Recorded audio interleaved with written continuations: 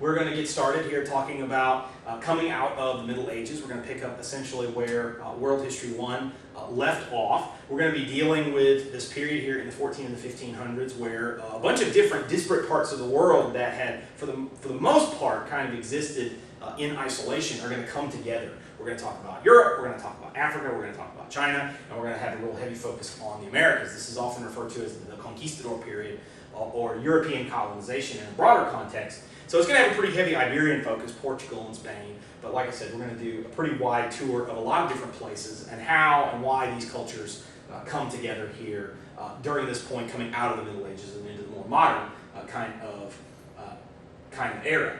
The world here that had existed at this point for a long time in world history is a pretty interesting one in that you've got a bunch of different similarities, but you also have a bunch of different differences in the world. And one of these was that as Europe, after the fall of the Roman Empire, for a long time, was really kind of wallowing in a lot of intellectual darkness. They aren't completely limited in what they're going to do, but they really do suffer a pretty heavy setback in terms of their civilization. This was not the case, however, when you look at a lot of the intellectual advances that could be found in Near Eastern cultures of the Muslim empires, and then also here in Chinese civilizations in terms of art, intellectual advances, medicine, science, cartography, the list goes on and on. And there's a great deal of concomitant wealth that social progress is going to allow to take place in these other places outside of Europe as well. Now, what's going to happen is a real game changer here in the 11th and the 12th centuries. We're going to have a series of, at least partially, religiously motivated wars of colonization called the Crusades. And this is going to be these European Christian knights sort of invading the Middle East to take these places over, ostensibly for Christendom, but also, at least in part, to satisfy sort of feudal expansionist desires. Well, the Crusades by themselves are pretty interesting to study, but the reason that they're important to us for the rest of the world is not so much of this interplay of Christianity versus Islam, but also due to the fact that this is going to bring Europe now into a much more steady contact with China. What's going to happen is that China had long sought to expand its trade markets, and so via the Silk Road, which went all the way across the Asian landmass and terminated here in the eastern shores of the Mediterranean in what were then, for a long time, the Muslim empires, this terminus is going to be captured by the European knights. When they come in, these crusaders, they come in and they're going to have now access to these Chinese-made goods. And that's going to make this much more readily available, and you're going to see that the merchant shipping cartels, run by, for the most part, northern Italian city-states, are going to have a monopoly, essentially, on this trade. They were busy in resupplying the Crusaders and then taking back what was available from the Middle East to Europe. And that means that these guys are going to have a great deal of money because they're able to bring back a lot of these products from both the Middle East and the Far East to these places back in Europe where essentially these goods were unknown, and so as a result of that, you've got a great deal of profit. So profit motivates human activity, and so these Italian merchants are going to grow really, really wealthy as a result of that, their dominance of this European trade. Well, what's going to happen is that Genghis Khan is going to intervene here in the 13th century, and a number of these Mongolian conquests here in Asia means that travelers from Europe to China can now head across because of the Yuan dynasty that existed in China. The guys like Kublai Khan, didn't really have a lot of trust for Chinese bureaucrats, and so they're looking for a lot of these outsiders. You're going to see, for example, eunuchs from the Muslim empires are going to come in. We're also going to see European Christians. And so what's going to happen is when guys like Marco Polo or other people, depending on how much veracity you want to put into Marco Polo's claim, when they come back and they spread this word of what China is like. Now, of course, you got to remember that these are for the most part palace administrators who are staying in the pretty expensive high rent districts of the imperial capital here in China. They talk about, streets being extremely wealthy and clean and, gold and jade and silver and all this kind of stuff. And so what that does is that serves to motivate a lot of these people who are kind of shut out of the trade with China to explore new ways to maintain, or in some cases after the Crusades, regain contact with China in order to exploit that economic advantage. And so you look at places like this and you'll have, oh, well, this is Venice, right? The streets are canals. No, this is a city in China. right? This is a city in China that is just as resplendent as any of the great European cities, perhaps even more so, of the Middle Ages. And so this gives you an idea of kind of the activity here of some of these European travelers as they're able to make their way either by land or by water to or from China as a result of that here in the 13th century. This is a print here. This is Marco Polo meeting Kublai Khan. He is the Chinese emperor, but he is actually ethnically Mongolian. He's a descendant of Genghis Khan.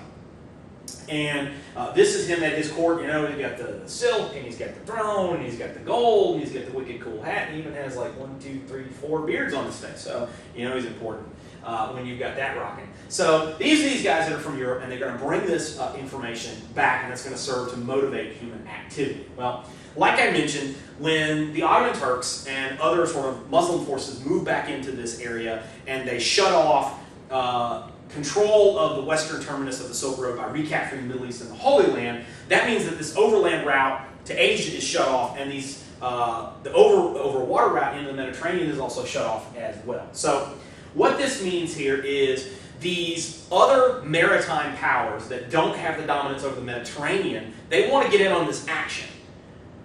What can you do about this? Where can we go with this? Well, specifically what you talk about here are these Atlantic maritime nations. Spain and Portugal specifically have a great deal of geographic advantage because they have access to the Atlantic. And so essentially they can kind of outflank these Italians. But the problem with this, of course, is somebody put Africa in the way, right? How are we going to get around Africa? How are we going to get, they knew basically where China was, and we knew that an ocean kind of connected it. But what you're going to see is this is going to help spur this, what is often referred to as this age of exploration. Now, the motivating factors behind this are pretty obvious, but we should go ahead and spell these out anyway. One of them is probably the most obvious, that's money, right? Money from trade. If you can trade in something where you're the only person selling it and a lot of people want it, then you're going to be able to make a lot of money off of being able to do that, and that's a strong motivational factor. But you're also going to see that there are a number of other factors that are a little less obvious, but make a lot of sense when you think about it. One of these is power for the new rising national monarchies. We're getting out of a period in European history where everything is sort of really, really tiny and local and fractured in terms of its political organization, and ever increasingly these kings and monarchs are beginning to assume a lot of the power that we would presume a king or a monarch would have. And so they're creating these very large sort of nation states that are predicated on this sort of pyramid kind of structure. They're at the top, they want money because they want power because they want money, and so trade looks like a good way to be able to do this. Exploration is going to get some funding from them.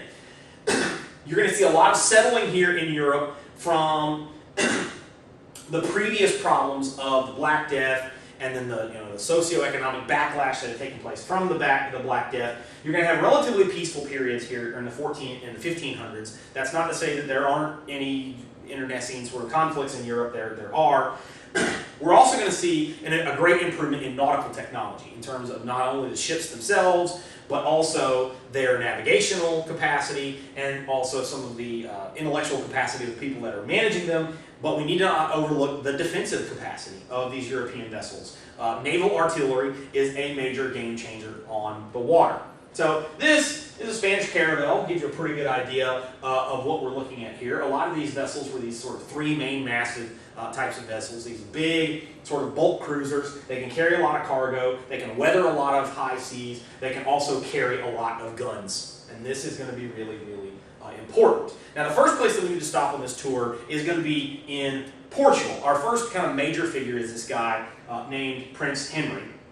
And he's going to set up this navigational school in Portugal. Portugal is this little offshoot on the Iberian Peninsula, is connected to the rest of it with Spain. Now, soon after, and again, owing to in part governmental spurring and also commercial self-interest, fleets of these Portuguese ships began sort of plying the waters off of the west coast of Africa. Now, the problem with this is as you're looking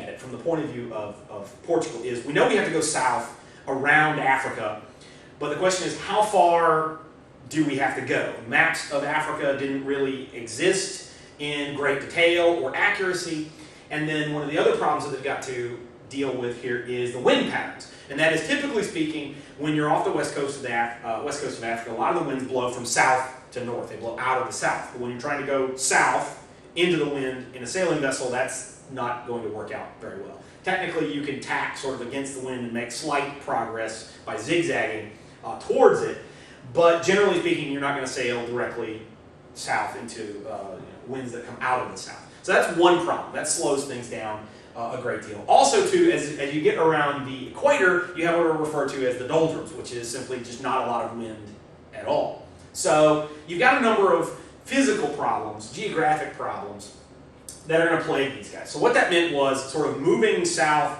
down the West African coast is fraught with issues. Now, when you consider, when you look back at that caravel vessel that I showed you, one of the things that you don't have on board is a refrigerator. You don't have a good ability to keep food, particularly fruits and vegetables, from going bad very, very easily. And so what that means is you've got to stop and you've got to take on food, and then also you don't have any water purification ability. So you're going to have to take on food and fresh water at various points, and as you're making sort of slow progress, that means you're going to have to make periodic stops.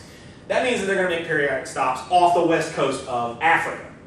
So this is going to bring them into contact with these growing 15th century West African kingdoms. Now, 15th century West Africa looked a lot like 15th century Europe. You had kingdoms, you had nation states, you had standing armies, you had trade routes, you had gold, you had fortifications. I mean, it looked very, very similar to what these guys would have recognized in Europe. And so as they come ashore, and as they're dealing with these West African bureaucrats and these governments, they're going to make trade contacts. Okay, well, what is it that we have from Europe that you guys would really like down here, and what is it that you guys have that we would really like back in Europe? You're going to see particularly what they're getting from West Africa is locally abundant, that is gold and slaves. West Africa already had an economically important indigenous slave system, and this was something that the Portuguese are then going to get their hands on as well. And they're going to begin to develop some of these trade ports to use for their naval expansion. And eventually they would wind their way around the Horn of Africa and into the Indian Ocean, where the winds are much more favorable. Now, once you get here off the east coast of Africa and off the southern shores of Asia, Portuguese military dominance is going to radically shift the balance of trade that had existed in the Indian Ocean. Because these Portuguese vessels with their naval artillery are going to be able to literally blast anything out of their way. They are horrendously outnumbered in terms of the local populations, but they're ridiculously overpowered in their ability to use force in order to set up these ports, which they would in a string all the way from southern and then through eastern Asia into the islands of the Pacific Ocean, off the coast of Africa. All right? They're going to drive out these Muslim sailors and a lot of the local trading fleets, and they're going to dominate this trade of spices and other valuable goods from Japan, China, India, and then Africa all the way back to Portugal. Well, these other European leaders are not blind to what's going on here in Portugal. They can see the massive profits that Portugal is reaping from this source of trade, and you want to emulate that. When you see somebody making a whole lot of money, you say, well, hey, I can do that. And this is what you're going to see. So if you were to go to Portugal here at this point, you'd see this plastered up in a lot of these ports, trying to get people to sign up for these voyages of trade. And this is a pretty daunting undertaking. It took more than a year, one way, to get from Portugal all the way to China. And then, of course, it's going to take you more than a year to get back. Safety is not nearly as big a part of the promotional package as it would be today. Shipwrecks were pretty common. You got storms, you got locals, you got a lot of people, you got pirates. So there's a lot that can happen to you, but if you could survive all of this, then vast profits could be yours. Well, Portugal's next door neighbor, Spain, is probably green with envy at this point. And our main character for the Spanish is actually going to be an Italian guy, whose background is somewhat shrouded in mystery, somewhat shrouded by himself, and that's Christopher Columbus. And Columbus is going to be able to convince enough people here in Madrid, in Spain, that you could reach Asia by a much shorter route by sailing due west. You go west through the Atlantic Ocean, and then that will take you directly to China. Now, I want to point out one of the great sort of myths of world history is that Christopher Columbus had a hard time convincing these people because everybody believed that the Earth was flat like a table, and if you go sailing west, you'll eventually just sail off the edge and you'll go over some giant waterfall or something like that. No, there were no serious intellectual people here in the 1400s, or even really for thousands of years, that believed that the Earth was pancake flat. In fact, it had been, a couple of thousand years before that some ancient Greek philosophers had actually started using math to try to calculate what they thought the circumference of a globular Earth, right, or basketball-shaped Earth would be. Okay, if the Earth is in fact a globe, well, about how big is it? You can use trigonometry, right, to come up with that number. You just measure an arc. What's the angle of the arc, and then how long is it? And actually, they got pretty close. In fact, most of the people who had done pretty good math got pretty close to what the actual value of the circumference of the Earth really is. And so the problem here is not sail off the edge and sort of fall off the end of it. It was, how big is the Earth? Because they had a pretty good idea of how far away China was from Europe, because there had been people that had gone there. And they knew that the Atlantic Ocean was directly to the west. So if you do the calculations and you put China where it is today, and you put Spain where it is today, and you look at that whole distance between as one giant ocean, the problem is you're going to sail west and you're going to run out of food and you're going to run out of water. That ocean is too big. It's too big to cross. Now, of course, you and I know that one of the problems with that line of thinking is, well, no, there's North and South America in there. You'll run into those before you'll get to China.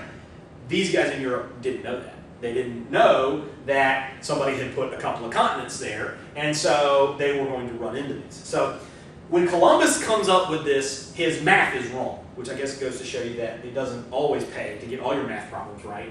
And he says that, no, by my calculations, the Earth is in fact about 25% smaller than what you and I today would know it to be. And as a result of that, the east coast of China ought to be about right where you and I would know the Caribbean is. So it should be about a 6 weeks voyage, which is, in fact, very crossable. So eventually you're going to see that Columbus is going to be able to find enough funding to get his fleet of ships, and he's going to sail out with 3 vessels here in 1492, right? And the Nino, the Pinta, and the Santa Maria are going to have a pretty, at times, kind of hairy crossing of the Atlantic Ocean. A lot of guys wanted to go back. They didn't think they were going to find anything. Columbus was wrong. They're just going to sail around until they drop dead from lack of food and water. Okay, and in October of 1492, though, Columbus is sort of paid off for his hunch, but not in the way that he really thought. More or less kind of where he thought he would find land, he is going to spot the islands of the Caribbean, and he's going to come ashore. He's going to meet the Taino Indians, and of course, one of the things that he immediately begins to try to do is engage these guys in trade. He's not going to find gold. He's not going to find spices, because none of that stuff exists in the Caribbean. But of course, Columbus is laboring under the misconception that he's just off the coast of India.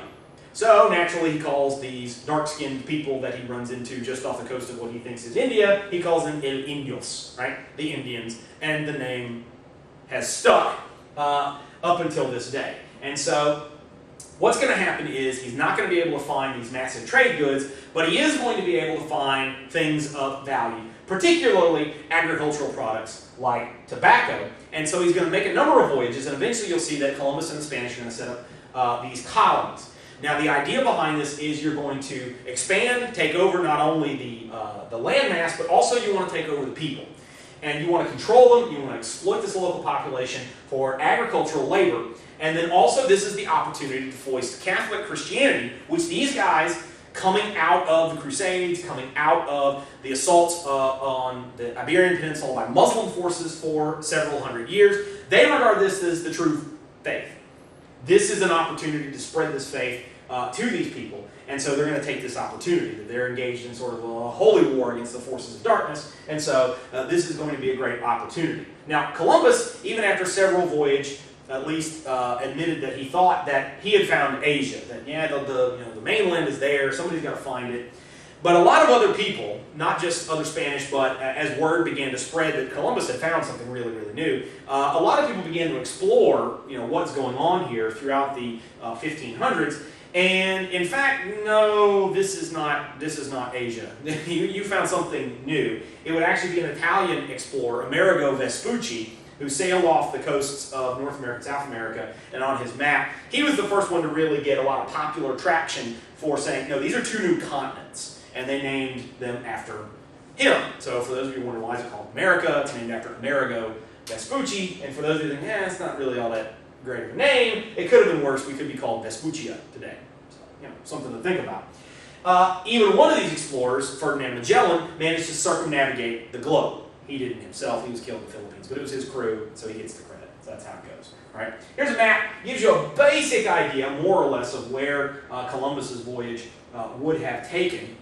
This is the second one. All of them followed more or less the same route. This gives you an idea of kind of what the Nina, the Pinta, and the Santa Maria may have looked like pulling out of the harbor. This is Columbus. He's getting off the ship, and he's engaged in trade. You meet a brand new group of people, and what do? You want to try to make money right away, right? So this is Columbus, gives you a good idea of kind of the Spanish mindset. But also, you notice these guys in the background, they're setting up a cross. To the Indians, this is probably not a big deal. Look, they've set up a stick. There's two sticks, they cross each other. But to the Spanish, this is a very powerful statement. God is here, right? But you'll also notice too that the artist has chosen to depict all of these guys with weapons. They've got helmets, they've got breastplates, they've got spears, they've got guns, they've got cannons, and so they are ready just in case things get out of hand. And of course, it shouldn't surprise us that things eventually would. Well, when you look at what is going to take place as a result of Christopher Columbus's discovery, you're going to see that this is massive. This is one of the real earth-shattering, earth-changing kind of events in all of human history, and that is it's going to bring into contact all these people that have essentially been separated from each other for millennia. Well, after Columbus has his sort of fall from grace, it turns out that he's not nearly as good on land as a governor and a politician as he was at sea, as a sea captain and explorer, and he runs afoul of the Spanish government. Eventually he's removed from power, but Spain itself is going to continue to try to exploit the vast territory and is going to set up a really, really huge empire here in Central and South America. Now, the most impressive of all these conquests is, for certain, going to be the conquest of the Aztec Empire in central Mexico. This is going to be Cortez. He's going to march in with a few hundred Spaniards, and he's going to take on the Aztec Empire of something like 28 million. He's going to manage to get control of this, and while there is no gold or silver in the Caribbean, where Columbus and some of these early explorers are going to make contact, there's tons of it in central Mexico, and there's tons of silver in the Inca Empire that Pizarro was going to capture in South America around Peru. So there are also going to be some lesser conquests that won't quite have the massive sort of gold or silver haul that you'll see. Places like, conquest of Yucatan, Balboa is going to conquer Panama. There are going to be a lot of these places that are going to fall to Spanish power, starting in the Caribbean and then sort of spiraling outward as a result of that. So when you look at all of these conquests, this is going to net the Spanish crown of just giant hoard of gold and silver, and is going to usher in this conquistador phenomenon. Now, when you look at all of these guys, from sort of Cortez on down to the smallest one, you can really learn a lot about sort of not only the changes that this is going to bring on a global scale, but also on kind of a personal scale. So you look at the word, conquistador. We have a cognate in English, conquest, right? Conqueror, right? These are not guys that were sort of generals or kings or great sort of noble figures in Spanish society at this point. The conquistadors, generally speaking, they're sort of middle-class officers. These are guys that are going to be middle management their whole life. But first following the example of Cortez, and then eventually other guys like Pizarro, these are guys that are going to seek their fortune. They're going to seek fame by trying to conquer places in the New World. And this is often referred to by the sort of pithy aphorism, gold, glory, and God. They want money, they want to get fame, they want to advance themselves socially, but they also see this is an opportunity to proselytize Catholic Christianity, which they regard as the true faith. So this is going to be something that's going to motivate these guys. Now, different ones will be sort of motivated in different levels by each of the three, but you really couldn't remove any of the sort of pegs of the stool from any of these conquistadors. Now, the ones that succeed are going to become self-made men. They're going to become incredibly important. This guy, Cortez is the greatest example. He goes from a virtual nobody. I mean, he's an officer in the Spanish army. He's an okay guy, to being the essential emperor of the Aztec Empire. I mean, he gets to sit on the throne. He gets all the money. He gets to be important in Spanish society as well. And so this guy goes from nothing to incredibly important. But what you're going to see is still Spain's government and society is kind of still mired in that feudalistic, aristocratic medievalism of the Middle Ages. And so like Columbus, most of these guys are going to run afoul of this old world aristocracy. They're not in the right families. They're not in these right places. And a lot of them wind up being suppressed, and like Columbus, they probably wind up spending a lot of time in jail. So there's Cortez. This is a middle-class guy, and all of a sudden he's at the top of the mountain, sort of literally, right? This is him in Tenochtitlan land after he's conquered it, and the Indians have to do what he says, and of course the Spanish that are sent over to colonize the area, they have to do what he says. He gets all his money. This is a pretty big uptick, and of course that's going to serve to motivate other people to do the same thing. Now, not really anybody else is going to have the same level of success as Cortez is in terms of the magnitude of conquest, but there are going to be a lot of these guys going to be tromping through the wilderness and taking these places over. When you look at the macroeconomic effects of this, we're going to have a seismic shift in terms of who's in contact with whom and how these guys operate with one another. This is particularly true when you look at the changes in trade patterns. From the European point of view, valuable new trade networks are going to open up for European markets. Now, one of the things that's going to take place is you're going to have a lot of new agricultural products that are being introduced here into the New World that is going to change not only the economics, but also the society, because it's going to change the diet structure of a lot of European diets. A couple of good examples of this are going to be the introduction of the potato and the tomato. Both of these are from the New World and are not indigenous to Europe. Now, for those of you who are of Italian descent, no, wait a minute, that's absurd, right? Tomatoes are integral to Italian cooking. You get your marinara sauces, you got all these pastas that have to have these tomato-based sauces, and so, no, that's just that. The tomato has always been there. It seems like it, but no, right? Really here until the 1500s and then on later, the tomato is not going to be integrated into, for example, Italian cuisine. And for a long time, it took a bit to get Europeans able to try the tomato, because the tomato is related to the nightshade plant, which of course is poisonous. And they look at this like, it's nightshade, I'm not going to eat that. And so anyway. But now it has become so thoroughly integrated that you can't imagine having Italian cuisine without tomatoes on it. The same thing is true for those of you who are watching this. Wait a minute, I'm of Irish descent. Potatoes what kept the Irish alive. Potatoes have always been there. It eventually did become such a huge staple of the Irish diet that without the potato in the 1800s, when the potato famine happened, Irish people were dropping dead left and right. But the potato was a relatively recent immigrant as well. And so this is how radical some of these changes are going to take place. So we're going to also see here gold. Gold and silver are going to start heading to Europe by the boatload. And this is going to then be minted into money and is going to be used to radically transform the currency and the economic and financial structures here in Europe. Now, going back in the other direction, we are going to have the flow of colonists that are going to be coming in. First, white Europeans, but then eventually we're going to see also black Africans, not necessarily willing colonists. The introduction of brand new pieces of technology that are going to radically alter the spaces that we're going to have. So I've read several articles about how just the steel-headed axe radically changed the ecology of the Amazon rainforest, because the Indians living in the Amazon basin typically didn't cut down a lot of trees because they only had stone axes, and those things weren't very useful for cutting down these giant sort of Amazonian trees, and so they did a lot of burning. They burned out a lot of the stuff around the area. Then all of a sudden the introduction of iron axe heads, you come in here, you can chop down trees now relatively quickly. So they started doing it, and that changed a lot of things in not necessarily good ways. We're also going to see the introduction of a number of animals. You're going to see the introduction of the horse into North and South America. The Spanish are going to bring these in, along with other European breeding stocks of horses. And this is going to be a major change in terms of providing the ability for, one, transportation, but two, power around the homestead.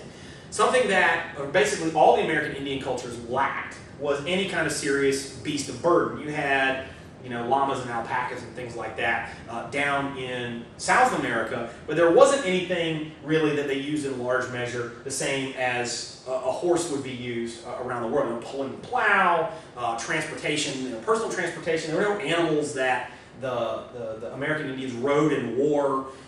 There was nothing sort of like that. And so the horse is going to be a major game changer in terms of transportation, in terms of providing power for around the homestead. And of course, the domesticated cow. Right? The Spanish are going to bring these in. Many of them, of course, are going to escape. They're going to become wild cattle or semi-wild cattle in a lot of the forests and swamps and thickets of the Americas. And that is going to be a radical change in terms of dietary changes. All right. We're also going to see a number of diseases, and this is probably going to be the biggest of the massive sociological changes, and particularly smallpox, but also you're going to see typhus. You're going to see a number of other diseases that Europeans and to a lesser extent Africans had that are going to come in, and they are going to infect these American Indian populations, and is going to radically kills off huge percentages of the Indian population. Now, there's a lot of debate in a lot of anthropological circles about, well, what percentage here of the Indian population are we talking about? The number depends heavily on, well, how many Indians do we have to start with, and then, what's the evidence of how many it shrinks down to, and so it's a big debate, but a lot of the numbers are in the 90% range. These guys are just being radically destroyed by these foreign diseases coming in. And the reason for this is the American Indian biosphere had been, for the most part, insulated from the rest of the world for thousands of years. And so all of these diseases, the Black Death and smallpox and typhus and all these other things that would periodically hit a lot of these Eurasian and African populations, and it would kill off some of these people. They would develop, the antibodies and things like that to fight them off. They never hit the Americas. They never came there. And so, as a result of that, these American Indians never developed the antibodies within their human frame to fight them off. In fact, the American Indian was much more adapted to fighting off parasites, leeches and lice and stuff like that, rather than diseases, infections and things like that. And so, as a result of that, many of these diseases initially are going to go in and they're just going to completely decimate a lot of these populations. So, part of the explanation of why Europeans are able to come in and so thoroughly drive off a huge indigenous population is, one, they're assisted at least in part by technology, although the technological advantage isn't as big as you might normally think. And two, the bigger one is they're really assisted by disease. Disease is going to wipe out most of these people and get them out of the way before a lot of Europeans even begin to arrive. The Spanish, as they're setting up this system of colonization in the New World, one of the things they begin to rely on was use of the Indian population as slave labor. The encomienda system, where they're going to come in, they're going to take these places over. Okay, today we're going to mine for golden fields. Tomorrow we're going to work tobacco. This is what we're going to do the day after that. We're going to work on dyes from plants and things like that. But it was the idea was going to make money and you're going to keep these guys busy. But as disease and warfare, and in some cases just straight out Spanish cruelty, is going to kill off a huge portion of the Indian population, that's going to cause a labor shortage. The Spanish are never able to bring in and multiply a huge colonial population like you'll see later the English will. The English will be very successful at doing this in North America. And so the Spanish are left kind of scratching their heads. Okay, where are we going to get more laborers? The Spanish are going to, especially in their Caribbean colonies, are going to co-opt the Portuguese system of African slavery. Now, of course, the Portuguese had already co-opted African slavery to themselves. So what this means is this is going to send a lot of Africans across the Atlantic now from the Portuguese islands and these trade depots in West Africa to the Caribbean in the New World. So this gives you an idea of kind of the Columbian exchange, a lot of goods coming out of North and South America heading back to Europe and Africa, and then a lot of what is coming out of, we refer to as the Old World, Europe and Africa heading westward here to North and South America. This is a scene here of the encomienda system. This is Spanish colonization, and this is, I guess, discipline day or whatever. You can see that the American Indians, these guys, I think they're Aztecs, are being lined up, and they've been disobedient to the Spanish, and they're causing problems, so the Spanish are cutting off one of their hands. And you see the guys in the background, they're running around, they've got their stub of where their hand used to be, and they're trying to get away from these Spaniards, and they're cutting people's hands off, and they're smacking them in the head, and well, this was designed to instill discipline, but of course you can't go around cutting people's hands off without having a lot of them die of infection later. So this was a problematic issue for the Spanish and their colonial powers. Right? Well, Spain is not the only European power that's interested in these New World riches. A lot of these other European nations, they see what Spain has gone from here. In the 1400s, they were fractious. They were sort of fighting amongst themselves. They're still having to fight off, Muslims that were occupying huge parts of the Iberian Peninsula. And then all of a sudden, you fast forward 100 years in the 1500s, and they're the richest, most powerful nation on earth. And they get these millions of subjects under their heel in the New World. That's not cool. That's not fair, right? you'll see, for example, Portugal is able to finagle a little bit of their influence with the Pope and claim Brazil. So that's why if you go down to South America today, they all speak Spanish, except for Brazil, which speaks Portuguese. Well, now England and France are interested in sort of what's left. Spain had managed to get a pretty good stranglehold of North America, but only from sort of the line of kind of Florida through Mexico, kind of south. And then on into Central America, most of the Caribbean, and then most of South America. So North America is going to be up for grabs. And England and France eventually are going to fight over this access. England, at this point, is understanding that there's more than one way to get gold. You could go and conquer an area and take it over and force the labor situation to work in your favor and mine it out of the ground and then take it back. Or you could just steal it while it's on these ships. English piracy is an interesting part of world history in that we normally think of pirates as kind of these sort of rogue agents that are sort of thieves of the high sea, and that element is true. That is true. But there's also the idea that pirates are sort of semi-legitimate agents of a home government, and that is also true whether you're talking about England, whether you're talking about the Barbary States, whether you're talking about places here in the Straits of Malacca today. There is this sense that they're sort of tacitly working for someone else. And so the English put up with a certain level of piracy because they know that a lot of these English pirates are going to bring the gold back to England when they get this off of these Spanish gold galleys. Now, of course, Spain is going to complain about this. Hey, your pirates are taking our gold. And of course, the English will, it's not us. We're not doing it. It's these crooked pirates. If you guys catch them, just hang them, shoot them, whatever.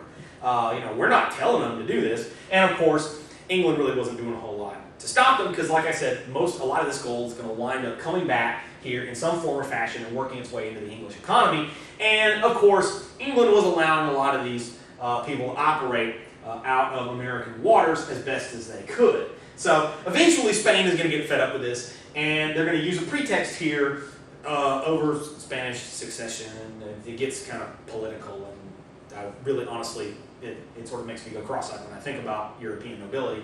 Spain's going to declare war, all right, long story short. And the best way to put the stop to this is to invade England, and they're going to build this giant sort of armada of ships. They're going to load down these huge Spanish galleys. They're going to have cannons, they're going to have ships and marines and stuff like that. And their plan is to bring this huge flotilla, this giant fleet, this armada, to the shores of England, and they're going to land these guys. The army's going to march in, and they're going to take over the island. They're going to knock out England's government, and they'll be able to do something about England's interloping with their trade with the New World. Well, England doesn't have much of a navy. In fact, a big chunk of it was held by private hands rather than the official government navy. It's small, but it's much better led. The ships are taught to fight differently, and this is something that during this period of naval warfare that's referred to as the Age of Sail, which is wooden sailing vessels with these big cannons as they sort of blast each other over these relatively narrow spaces. One of the advantages that England had was their theory of naval warfare is very different. Spain and a lot of other nations, their view of naval warfare was you kind of fired on the enemy and you kind of wrecked them as much as you could, but you would then sort of crash into them and you would board them and then you would fight deck to deck. And it would basically be like a land battle where these guys would fight with muskets and they'd fight sort of hand to hand. And then your forces, your really, really big ships would overpower these enemy vessels, and that's how you would win these. Well, England's smaller ships were taught to maneuver, and particularly they were taught to fire their cannons accurately and quickly. And so you'll see that these battles that take place in the Spanish Armada in 1588 are going to fall into that pattern. Spain's going to open fire on the English are going to kind of dance around, and they're going to stay away from them. They're going to blast these guys. They're going to use the fact that they understand the wind and the weather around England a lot better. You're going to see storms are going to come in and wreck part of the Spanish fleet. And so eventually we're going to see that the battles in the Spanish Armada is going to leave the Spanish Armada on the bottom of the ocean. Right? This is going to cause a major tip in terms of the balance of power in the Atlantic. Ever increasingly now you're going to see that England's navy is becoming more and more dominant and Spain's navy is receding in power. What that means is that this is a decline of Spanish power in the New World because they are no longer able to have a lockdown control of the gold trade coming in from the Americas. So this is going to open the door now for more serious colonization of the New World by the English. And so here you can see one example of the Spanish Armada. This is a giant sort of fleet of vessels in this sort of crescent pattern, and then these English sort of flotilla kind of chasing along with them. And it turns out that this smaller English fleet is going to eventually win this series of engagements with the Spanish and is going to radically alter world history.